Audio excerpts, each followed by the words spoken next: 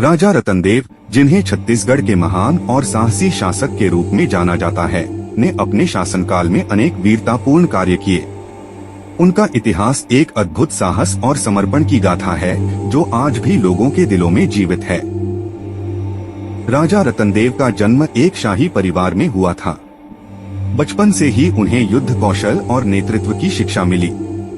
वे बहुत ही बुद्धिमान और साहसी थे और उनके दिल में हमेशा अपने राज्य और प्रजा के प्रति एक गहरी जिम्मेदारी थी।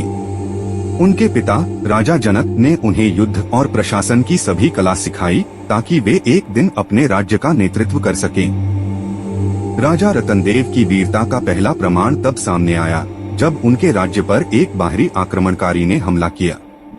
वह आक्रमणकारी एक अत्यंत शक्तिशाली योद्धा था, जिसने अनेक राज्यों को अपने साम्राज्य में शामिल कर लिया था। रतनदेव ने अपने राजा के तौर पर अपने राज्य की रक्षा का निश्चय किया। उन्होंने तुरंत अपने योद्धाओं को संगठित किया और आक्रमणकारी के खिलाफ युद्ध की योजना बनाई। युद्ध के दिन रतनदेव ने अपने सभी योद्धाओं को एकत्रित किया और उन्हें प्रोत्साहित किया। उन्होंने कहा, हमारा राज्य हमारी पहचान है और इसे बचाना हमारा कर्तव्य है। हम एकजुट होकर इस दुश्मन का सामना करेंगे। उनके साहसिक शब्दों ने सभी को प्रेरित किया और वे युद्ध के लिए तैयार हो गए। युद्ध की सुबह राजा रतनदेव ने अपने योद्धाओं के साथ मैदान में कदम रखा। दोनों पक्षों के बीच भयंकर संघर्ष हुआ। रतनदेव ने अपने दुश्मनों के खिलाफ अद्भुत वीरता दिखाई। उनकी तलवार की हर चोट ने दुश्मनों के हौसले को तोड़ दिया।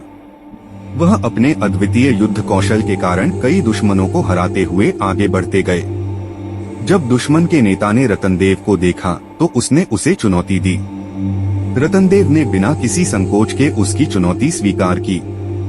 यह एक भयंकर युद्ध था, लेकिन रतनदेव की शक्ति और साहस ने उन्हें जीत दिलाई।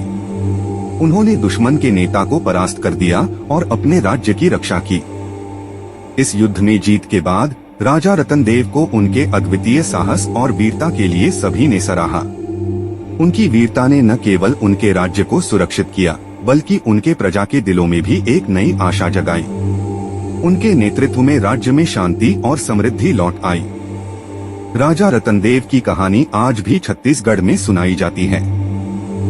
उन्हें एक महान योद्धा और एक आदर्श शासक के रूप में याद किया जाता है। अगर आपको हमारी कहानियाँ पसंद आ रही हैं, तो हमारे चैनल को लाइक करें, सब्सक्राइब करें और इसे अपने दोस्तों के साथ